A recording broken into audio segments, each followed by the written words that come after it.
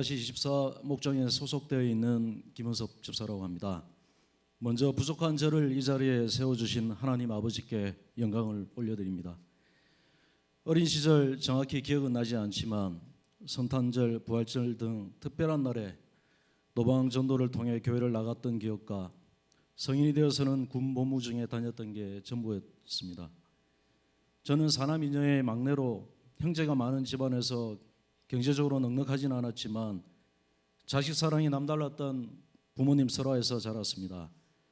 부모님께서는 생활 속에서 친근하게 접했던 불교 문화 영향으로 어떤 특별한 날이면 절에 가시거나 가족들을 위해 조상님들께 복을 비는 유교적인 삶을 사셨습니다. 저는 항상 자식을 위해 희생하시는 부모님의 모습을 보면서 성실하고 착하게 살아야겠다는 생각으로 젊은 시절을 보냈던 것 같습니다. 하지만 성실하고 착하게만 살면 제 인생이 쉽게 풀릴 거라는 저의 생각은 현실의 벽에 부딪히며 더욱 고민만 깊어져 갔습니다. 특히 군 복무 중에도 미래에 대한 고민은 더욱 깊었던 것 같습니다. 무슨 일을 하며 살 것인지 등 불확실한 미래로 인해 갈피를 못 잡고 방황을 많이 했습니다. 군 제대를 앞두고 뭘 해야 할지 모르는 그 답답함에 도망치듯 워킹 홀리데이 비자를 받아 호주로 가게 되었습니다. 표면적으로는 새로운 세계에 대한 도전과 경험 그리고 영어 공부라는 허울적 목표를 가지고 갔지만 나를 찾기 위한 어떤 몸부림이었다고 말씀드릴 수 있겠습니다. 새로운 세계에 적응한다는 것은 쉬운 일이 아니었습니다. 그 후 4년이라는 또 일본 유학 생활도 매일매일이 힘든 나날들이었습니다. 생활비와 학비를 위해 했던 수많은 아르바이트 그리고 기본도 없이 시작한 일본어 공부에 대한 스트레스 그리고 대학원 진학 준비 등으로 또다시 앞만 보고 살 수밖에 없었습니다.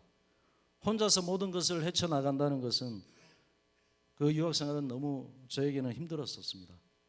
그렇게 지쳐가고 있던 저에게 일본어 학교 시절에 만났던 친구를 통해 일본의 닛보리 지역에 위치하고 있던 한사랑 교회를 소개받게 되었습니다. 솔직히 신앙생활을 하겠다는 것보다는 외로움을 달랠 수 있는 뭔가가 필요했던 저에게는 자연스럽게 받아들였다고나 할까요? 일본어 학교를 다니는 학생부터 대학원을 다니는 유학생 등 청년들이 많은 교회였습니다. 예배도 좋았지만 특별히 예배 후에 교제 시간이 참 좋았습니다. 한정된 공간이었지만 탁구 등 스포츠 활동을 할 수 있었고 배고픈 유학생을 위해 준비된 식사는 힘들었던 유학생활의 활력소가 되었습니다. 하지만 대학원 진학을 위해 또 타 지역으로 이사를 가게 되었고 자연스럽게 교회를 떠나게 되었으며 신앙생활과는 점점 더 멀어지게 되었습니다. 대학원에 정식 입학하고 생활에 적응할 때쯤 같은 대학의 유학생을 통해 일본인 목사님이 사역을 하고 계시는 아가페 교회를 소개받게 되어 교회를 다시 다니게 되었습니다. 하나님은 제가 교회를 다니지 않고 하나님을 멀리할 때면 계속 믿음의 일꾼들을 알게 모르게 저에게 붙여주셨던 것 같습니다. 아가페 교회의 신앙생활을 통해 하나님은 당신의 사랑하는 자녀를 그대로 내버려 두지 않는다는 것을 더욱 확신하게 되었습니다. 일본에서 유학생활을 마치고 한국에 온 후 직장을 다니게 되었고 곧바로 결혼을 하게 되면서 또다시 분주한 삶이 시작되었습니다. 그 뒤 두 아들이 태어났고 큰 아들이 초등학교 들어갈 때쯤이었습니다. 아들을 문득 바라보다가 이 아이도 언젠간 사춘기나 성인이 되었을 때 인생에 대한 깊은 고뇌에 빠질 때가 있을 텐데 라는 아버지로서의 어떤 고뇌에 찬 생각을 하게 되었습니다. 저는 잘 모르고 살았다고 하지만 나의 아들은 어렸을 때부터 하나님을 알고 공동체 안에서 다양한 경험을 하고 신앙 안에서 성장한다면 더욱더 가치 있는 인생을 살 수 있지 않을까라는 생각에 교회를 알아보다 집 근처에 있는 지금의 신일교회를 알게 되었고 다니게 되었습니다. 큰아들의 초등학교 입학을 계기로 교회를 다니기 시작했지만 한국교회에 대한 저의 낯설음과 어색함에 처음에는 제가 적응하기가 쉽지 않았습니다. 하지만 마음에 울림을 주시는 담임 목사님의 주일 설교 그리고 각종 제자 훈련 프로그램을 통해 하나님 말씀을 듣고 배우면서 조금씩 신일교회를 사랑하게 되었고 적응하게 되었던 것 같습니다. 그 당시 제 아내는 입버릇처럼 자기한테는 교회 가자는 얘기는 하지 말라고 했고 교회는 관심도 없으며 오히려 부정적인 교회의 모습을 저에게 지적하기도 했습니다. 솔직히 아내의 성격상 말한다고 해서 다닐 사람이 아니라는 걸 저는 충분히 알고 있었습니다. 그래서 저는 항상 생각했습니다. 어떻게 부담 주지 않고 자연스럽게 교회를 다닐 수 있을까 하고 말이죠. 당시 아내는 3살이었던 둘째 아들의 양육으로 힘들어했습니다. 아내를 잠시라도 양육해서 해방시켜주자는 순수한 마음으로 부부 모두 아니면 어머니가 대부분이었던, 여러분 다 아시죠? 영아반 그 길을 아빠와 아들이 간다는 게 상당히 쉽지는 않았습니다. 둘째 아들과 같이 했던 2년 동안의 영아반 생활은 상당히 적응하기 힘들었지만 뜻밖에도 아내를 교회로 인도할 수 있었던 계기를 만들어 주었습니다. 어느 토요일 영아반 1박 2일 캠프였던 것 같습니다. 제가 토요일에 중요한 일이 생겨 아내에게 부탁을 했습니다.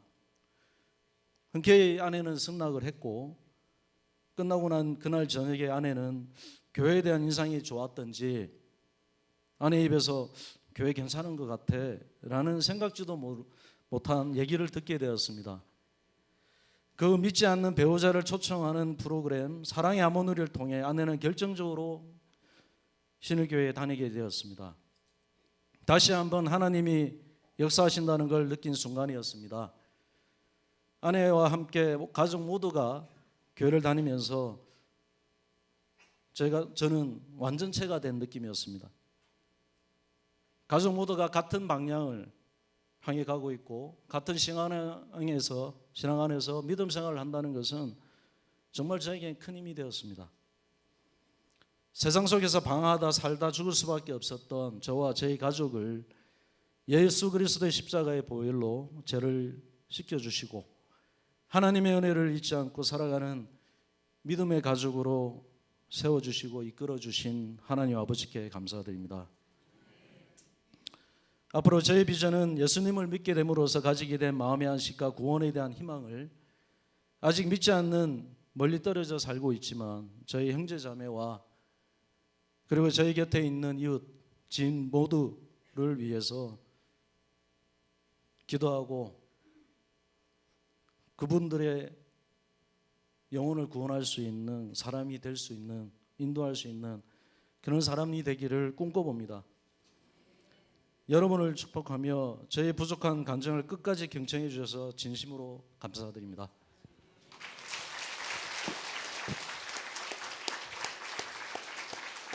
네, 감사합니다. 사실 아내를 전도하는 것이 굉장히 어려운 일입니다. 아내가 남편을 전도하는 것도 어렵습니다.